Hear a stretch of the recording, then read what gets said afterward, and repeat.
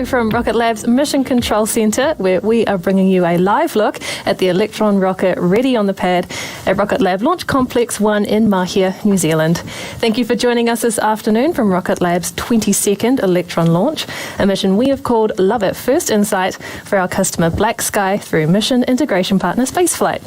I'm Muriel Baker here with you from our Mission Control Centre in Auckland, New Zealand.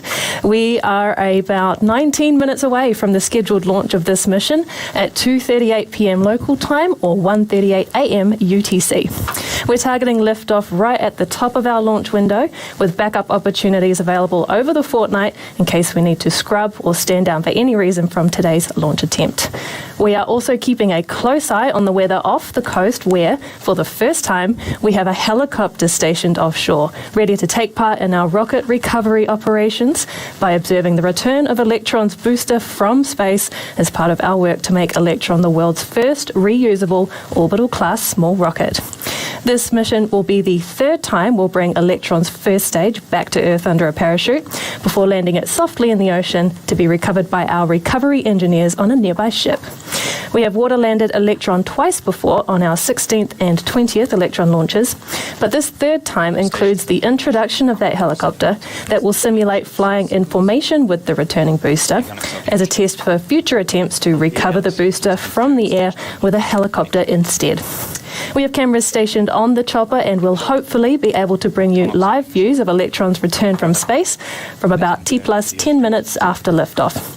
Regardless of whether we get those live shots, we will bring you updates throughout this broadcast on those operations as soon as we have them. Test toggled and successful.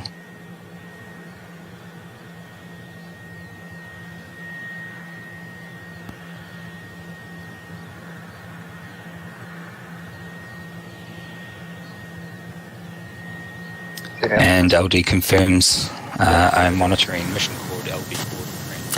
On the satellites on board today's mission, we've had to lengthen Electron in order to fit the two Gen 2 satellites for BlackSky inside Electron's fairing.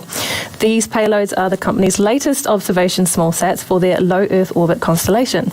They capture high-resolution images of our planet that are combined with BlackSky's artificial intelligence platform to analyse and make sense of those images, to track trends from a region's economic recovery from COVID-19 through to international cargo transport, and provide analytics and insights to industries including infrastructure, land use, defence, supply chain management and humanitarian aid.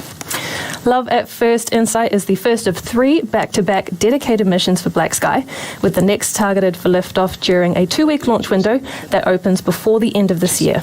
The beauty of owning and operating the world's first private orbital launch site means that Rocket Lab is uniquely capable of launching to where and when our customers want to on their timeline. BlackSky and Spaceflight are using that advantage to launch these satellites quickly over the next few weeks and deliver insights to decision makers around the world faster. Earlier, we caught up with Spaceflight at Launch Complex 1 to talk through the mission.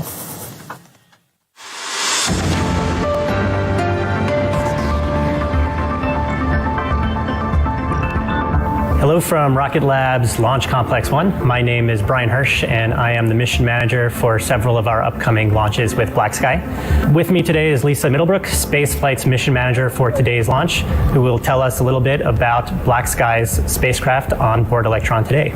Lisa, welcome to Rocket Lab. Thank you. Tell me a bit about BlackSky's spacecraft on board Electron today. Where are they headed to on orbit, and what will they do there? We're adding 6 Earth observation satellites to BlackSky's global constellation. These satellites are manufactured by LeoStella, a fellow space company in the Seattle area with whom BlackSky has been working closely with for years. They'll be heading to a mid-inclination orbit, which will allow these satellites to target a latitude band which is home to most of the world's population. These 3 launches will nearly double their constellation and further improve their ability to provide a rapid response to the changing world. There's obviously a bit of a process to bring a satellite from a paper design to space. Tell me about the work you do as a spaceflight mission manager to help enable that. On a day-to-day basis, it's essentially a project management role where the project is sending satellites to space. As mission managers at Spaceflight, we interface most closely with both the launch vehicle provider and the satellite customer. Our role begins the moment the contract is signed, and we carry it all the way through to launch, which is typically a 6 to 12 month cycle. While I'm the main interface, I have a whole team of people behind me supporting each mission. Right now, I'm helping coordinate the integration here at LC-1. If any problems arise, it's my job to help clear the way to make sure that we can launch on time. What's it like working and launching from Launch Complex 1 here in New Zealand? Every morning when I head to the launch pad, I feel like I'm driving to the end of the earth. The area around Launch Complex 1 is deserted. Other than sheep, cows, and the ocean, there's nothing until you get to the end. And there you have cutting-edge rocketry. And the juxtaposition of the two is pretty amazing. This mission is the first of 3 missions by Rocket Lab before BlackSky. Does that bring any additional considerations to your job as the mission manager? We have 6 satellites, 3 launches, and 2 clean rooms. It's a bit of an orchestration to layer the standalone operations of one launch with encapsulation of another. Meanwhile, the loading dock is getting ready to have 2 more satellites arrive any day now, but we're making it work. What's it like to work with the Rocket Lab team? Because Electron is a small class rocket, and on this mission, we're the dedicated customer, Rocket Lab is able to be extremely accommodating.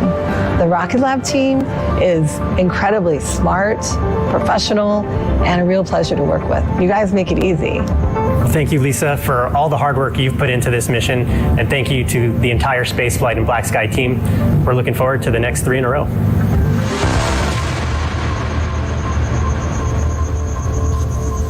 Today's mission, combined with a satellite we already deployed earlier this year and the next 2 missions to come, represent the largest number of satellites BlackSky has committed to a single launch provider to date, and we are thrilled to be back on the pad with them once again today. A check-in on the countdown clock tells us we are just seconds away from the go, no-go poll for launch by this mission's launch director, Adam Slee. Let's listen into Mission Control and hear how we are shaping up for liftoff today.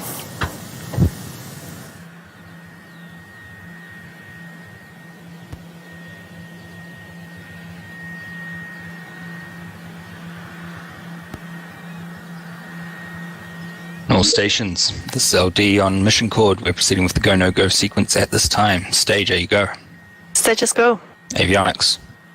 Avionics is go. GNC. GNC is go. Beacon. Beacon is go. T1.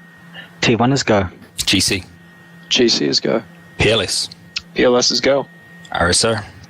RSO is go. MET. MET is go. MM. MM is go.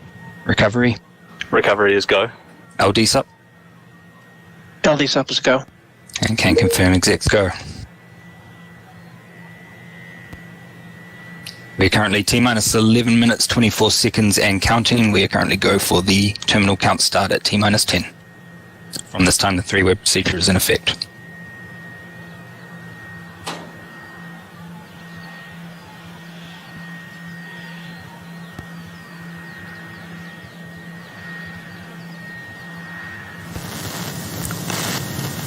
There you have it. That's confirmation from our launch operators that Electron, the payload, and our crew are ready for launch, and we will be proceeding with the remainder of the count. Our Electron recovery team stationed offshore are also ready to proceed. The T0 liftoff time remains 2:38 p.m. New Zealand local time or 1:38 a.m. UTC. Electron is a 2-stage launch vehicle purpose-built as a dedicated rocket to small satellites. Standing 18 metres tall, Electron's iconic black look comes from its carbon composite structure that is both incredibly strong and extremely light, allowing us to really optimise the vehicle's lift capacity for its size. Electron remains the world's first carbon composite rocket to reach orbit and also boasts another world first in its 3D printed Rutherford engines that power both the first and second stages of the vehicle. These engines are fueled by a mix of liquid oxygen and RP1, a highly refined kerosene, and major components like the combustion chamber can be printed within just 24 hours. We've flown more than 200 of these engines to space, with today's mission bringing the count to 220. Housed on top of the second stage within the fairing is our kick stage, equipped with its own Curie engine, flight software and other systems to function as an orbital transfer vehicle to deliver payloads to their exact destination in space. With the kick stage travelling at up to 27,000 kilometres an hour, inserting the payload to its specific orbital plane is a complex task that requires precision and flawless timing. It takes a dedicated team of engineers and technicians hours of systems testing and checks and rechecks of every aspect of the vehicle and payload before our launch director gives the go to proceed with launch. Here's what goes into preparations and mission readiness in the hours before launch. The countdown to launch is the most closely watched clock in mission control. Here are some of the things that take place at each milestone after the countdown begins. At T-minus 9 hours before launch, our crew are on site at Launch Complex 1 to configure the pad for launch and prepare to power on Electron for the day's operations. Meanwhile, our operators in mission control start checking in to their stations. At T-minus 7 hours, our operators will brief the launch director with a status update. Mission control also receives its first weather check on what to expect at liftoff, including cloud cover and predicted wind speed at Launch Complex 1. Now, at T-minus 6 hours, our ground tracking stations begin to power up before Electron is prepared to go vertical on the pad. Soon afterward, Electron's Rutherford engines are tested with a short burst of engine fire to confirm all systems are operating as they should. At T-minus 5 hours through T-minus 3 hours, our range safety team runs through safety status checks for those on and around our launch complex on the Peninsula, making sure the team and the public are kept safe during the day's launch attempt. Fuel loading of kerosene will soon begin on Electron, while additional vertical systems checks take place and the pad is evacuated. It's T-minus 3 hours now, and soon liquid oxygen will begin to flow into Electron. As the rocket slowly fills with this oxidizer, Electron's black body turns white as humidity in the air around the rocket freezes into a thin sheet of ice due to the freezing temperatures of the liquid oxygen inside. With 1 hour left to launch, it's crunch time for our operators. Vehicle cameras are switched to their launch settings. Our avionics team enables Electron for flight. Our final weather brief comes through, and the range safety status will confirm that the area is clear for launch. With 12 minutes left in the count, our launch director runs the go, no-go poll with our operators to make the final decision to proceed with the launch. All final checks are completed before we reach T-minus 2 minutes in the countdown. At this critical point, the countdown auto sequence begins and Electron's flight computers take over. The launch director begins counting down to liftoff from T-minus 10 seconds before the engines ignite 3 seconds before launch, and Electron lifts off the pad at T0 on its way to complete its next mission with the satellites on board.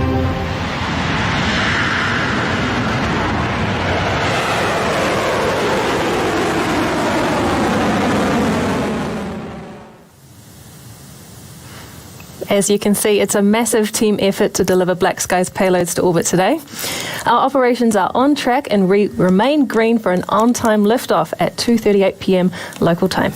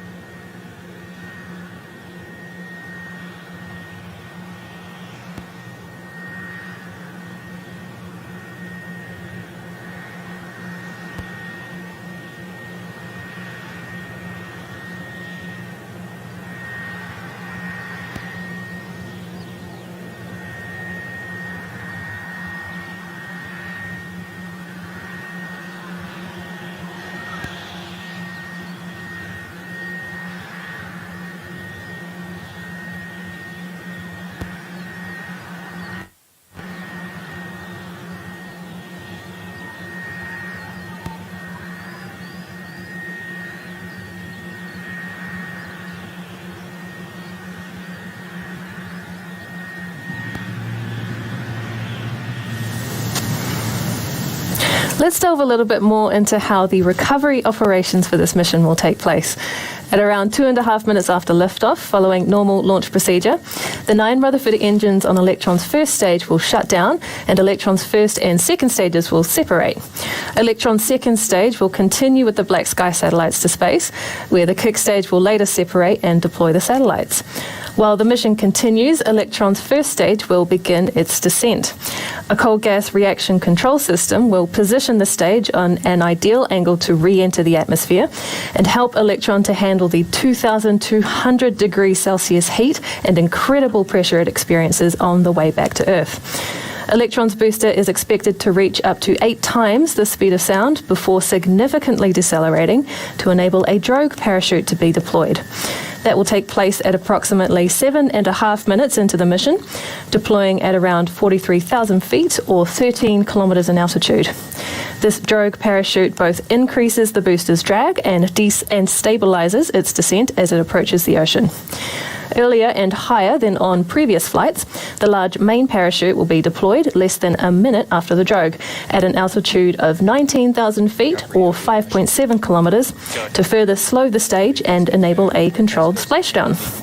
Upon receiving the all-clear from the recovery team stationed at sea, the nearby helicopter will be deployed to sight the returning stage and follow its descent. A key objective of this mission is to increase the drift time of Electron's first stage to test communications and tracking for future aerial recovery efforts. Once in the ocean, Rocket Lab engineers will attempt to retrieve Electron's first stage on board their vessel with their purpose-built Ocean Recovery and Capture Apparatus, or ORCA, a specialized cradle and winch system manufactured to Electron specifications, before securing the stage and transporting it back to Rocket Lab's production complex for analysis and inspection. With a live camera on the recovery helicopter, we will do our best to bring the video feed to you during the webcast. But of course, if we can't, we will keep you updated on those recovery events throughout the broadcast and on our social media. We are approaching, though, the final moments in the lead up to liftoff now, with just 2 and a bit minutes remaining on the clock. All systems are go and the weather is clear for T0. Very soon, Electron's flight computers will take over and command the countdown to launch. Once auto sequence begins, about 30 seconds later, we should hear the call that fueling Electron with liquid oxygen has been completed. Confirmation of first and second stage pressurization should follow, then on to the final 60 seconds and T-minus 10-second countdown before Electron lifts off the pad for our 20-second launch from Launch Complex 1. We're going to switch to the mission control comms channels now to listen in ahead of liftoff.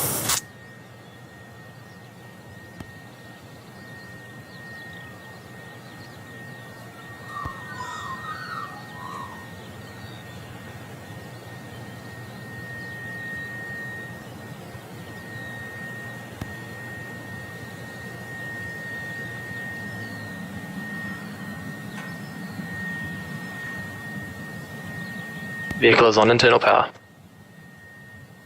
AFTS is green and enabled for flight. Copy, avionics.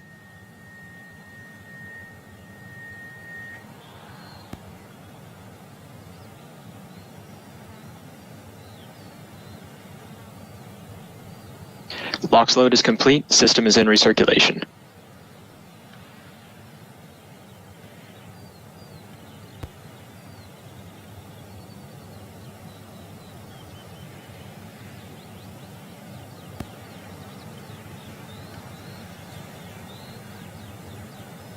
Anti-geysering is disabled.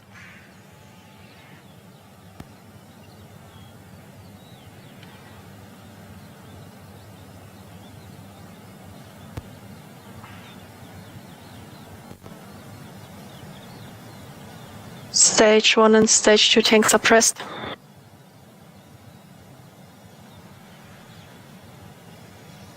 High flow engine purge is enabled.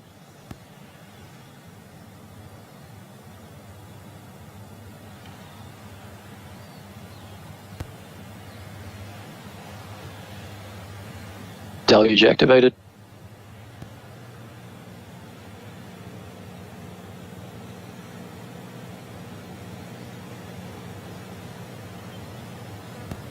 T-minus 20 seconds.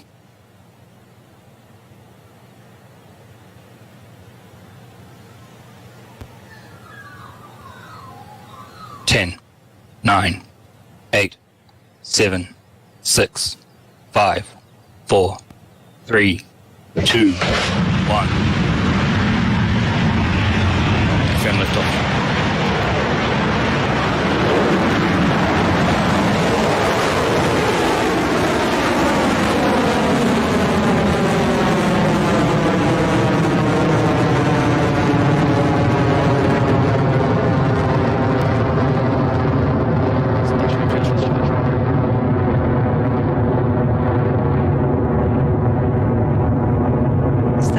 propulsion is nominal.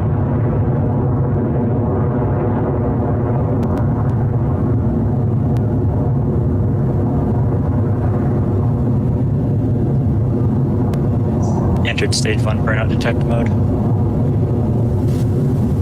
We're at T plus 46 seconds, and there goes another Electron on its way to space for this 22nd launch from the pad from Rocket Lab Launch Complex 1. Soon the rocket will experience its peak amount of stress as it travels incredibly quickly over a large distance. This moment is called maximum aerodynamic pressure, or what's known as max Q, and is one of the first gates Electron needs to clear to make it to orbit.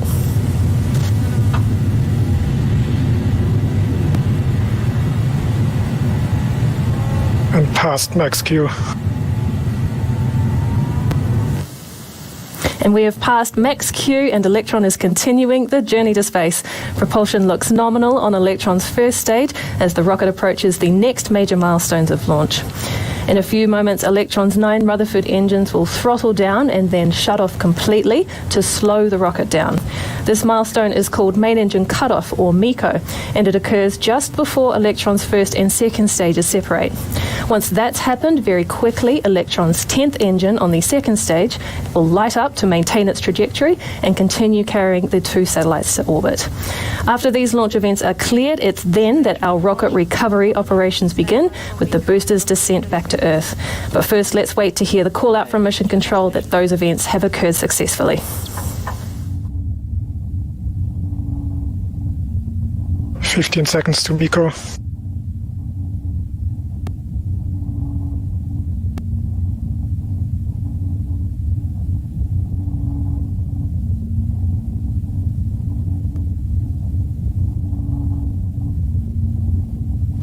MECO confirmed.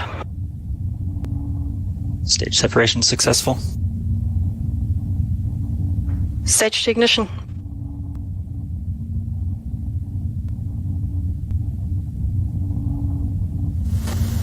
There you have it. Electron has had a successful MECO, stage separation, and second stage engine start. Stage 1 recovery operations will now proceed with the vehicle's successful stage separation. We are moments away now from Electron's fairing ejection. Let's keep an eye on our screens for that.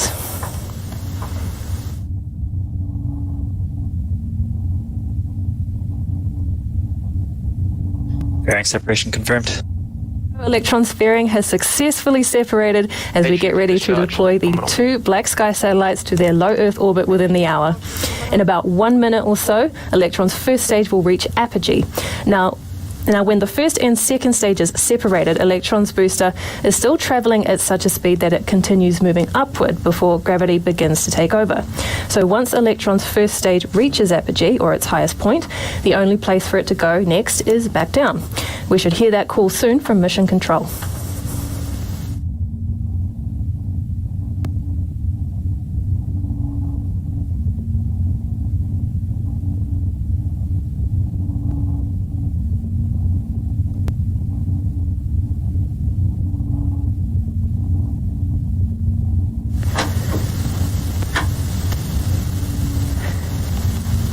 Okay, we are just past T plus 4 minutes into flight, and Electron Stage 2 is travelling nominally at a speed of over 8,000 kilometres an hour and an altitude of over 167 kilometres. In less than a minute, Electron's first stage should reach apogee with orientation of the stage underway as planned.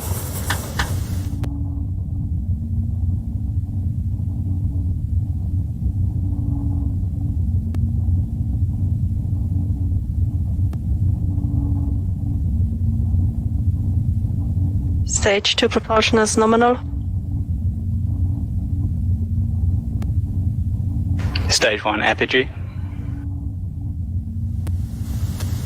And with apogee confirmed, Electron's first stage is officially on its earthward trajectory. The next milestone in our recovery operations will be the deployment of the first chute on Electron's booster. We'll stick with the camera views on the rocket for as long as we can, but a reminder, we do expect them to cut out at some point on that return. Meanwhile, Electron's second stage engine is burning bright and beautiful on the way to orbit. The vehicle is currently at speeds of more than 10,000 kilometres per hour and an altitude of more than 200 kilometres.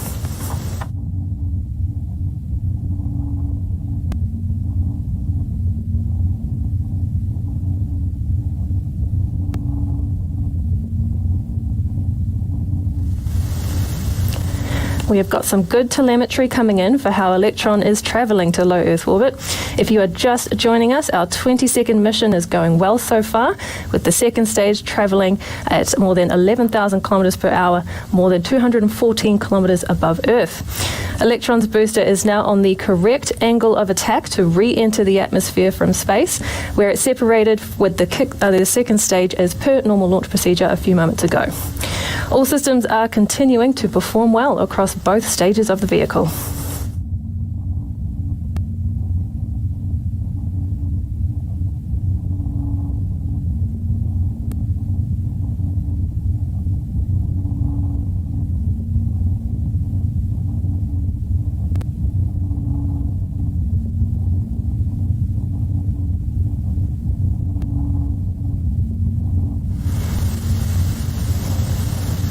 Our next launch event will be the battery hot swap set to take place on Electron's second stage. Because our Rutherford engines maintain their power source from batteries, at a certain point those batteries run out of charge. So we need a fresh new one to keep the engine running. And what we do is we swap the power from the depleted batteries to a third fully charged one, all while keeping the second stage moving at more than 13,000 kilometres an hour. We'll hear that moment called out through mission control shortly before we expect to hear the next recovery operation milestone, that deployment of the drogue parachute.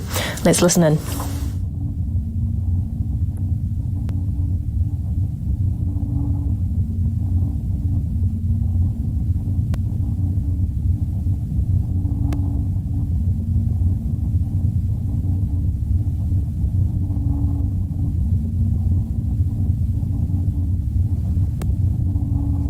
Hot swap successful.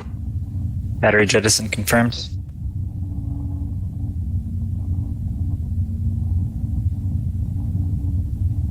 And stage 2 propulsion is holding nominal.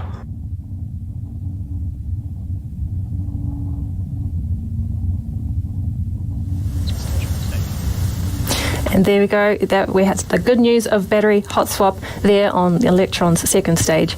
Next up in recovery operations will be the main parachute release. We should be hearing that call shortly. AFDS has safed.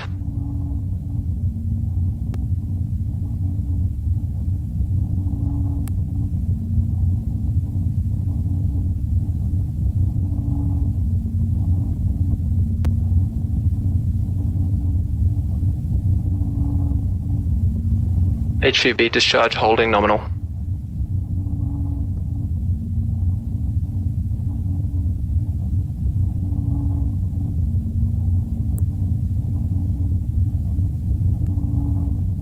Stage 1 main chute deploy.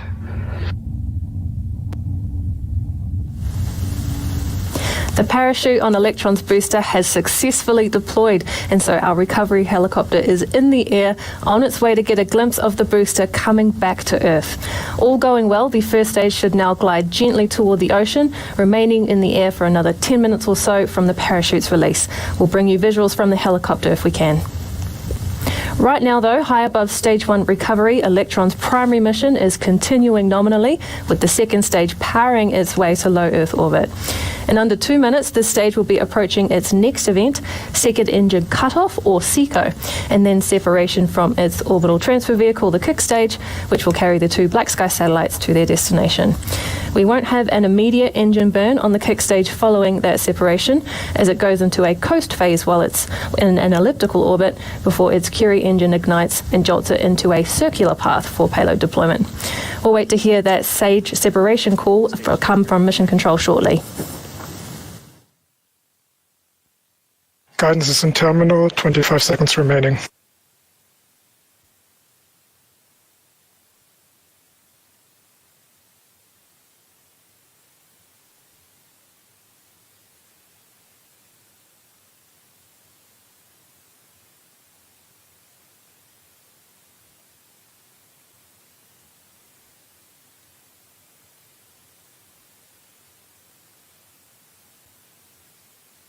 And SECO confirmed. Stage 3 separation confirmed. Nominal transfer orbit received.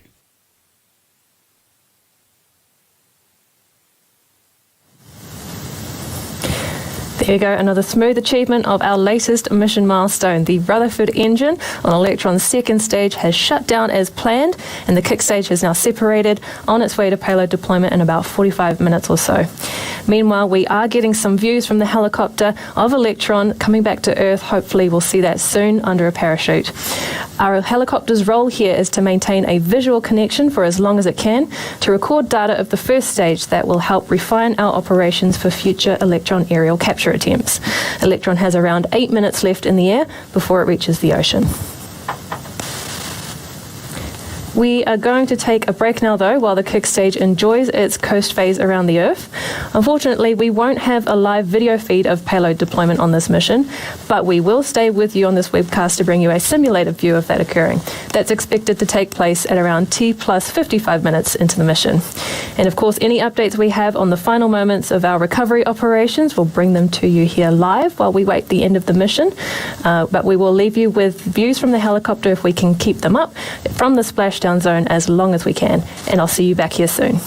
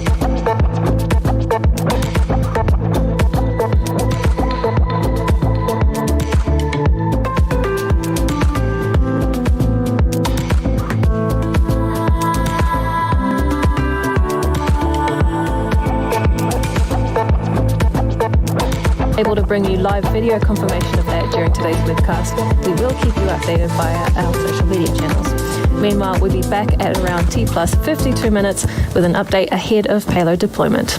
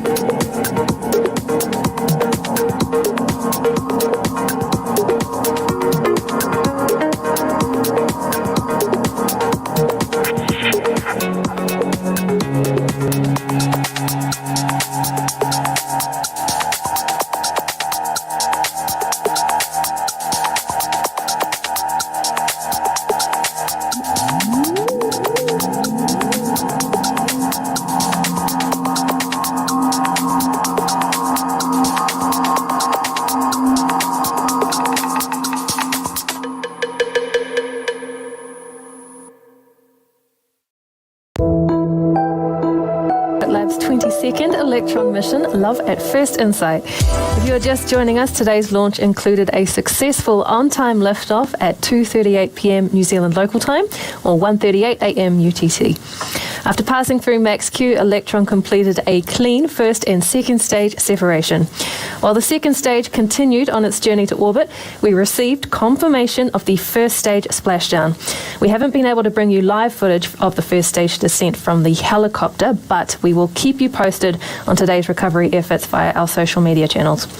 Meanwhile, the kick stage has completed its first pass of Earth in an elliptical orbit, and we're now waiting for its Curie engine to ignite and position it into a circular orbit, where we will drop off the two BlackSky satellites. For this mission, we've introduced a new deployment process with an adapted kick stage that will see 3 separation events take place. We've mounted a structure to the kick stage called a top hat, which acts as an extension of the upper stage to allow the two BlackSky satellites to fit within Electron's varying dimensions. The first BlackSky satellite that sits on top of the top hat will deploy first, before the top hat itself is ejected, followed by the third and final separation event, the deployment of the second BlackSky satellite. Those should happen in quick succession after the upper stage's Curie engine burn. Let's bring up this animated view of that payload deployment and listen into mission control for the callouts.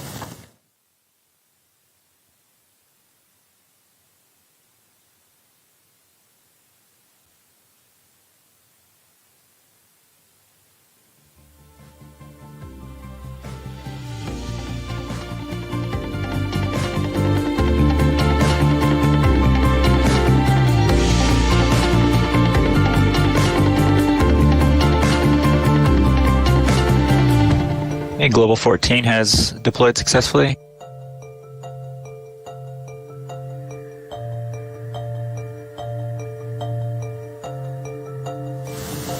We have heard confirmation from Mission Control that the first BlackSky satellite has been deployed from the upper stage.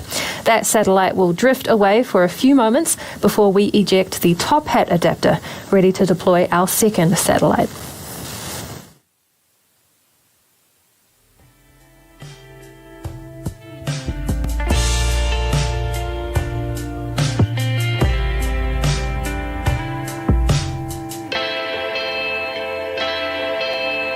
And the adapter has deployed successfully. Stand by for the final payload. There we go, the top hat has been ejected, clearing the way for the final deployment on this mission of the second BlackSky payload. That should take place in around 30 seconds or so let's wait for the call from our operators.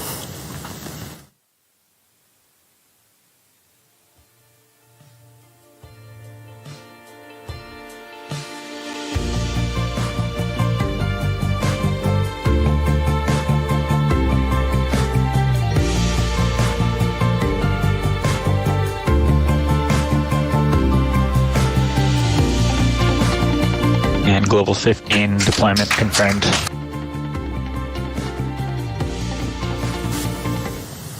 There's some great news there that the second BlackSky satellite has successfully deployed by Electron on this Love at First Insight mission. So with both satellites successfully deployed, that completes tonight's 22nd Electron mission and officially brings the count of satellites deployed by Rocket Lab to 107. Thank you and congratulations to our customers BlackSky and Spaceflight for yet another successful mission. We are already looking forward to our next launch with you in a few weeks' time. A huge thank you to you at home for sticking with us through this live stream as well. We're going to end the broadcast here, but keep an eye on Rocket Lab's Facebook, Twitter and Instagram pages for updates on how we fared with Electron's recovery and of course all things Rocket Lab. Thank you for joining us. This is Rocket Lab Mission Control signing off.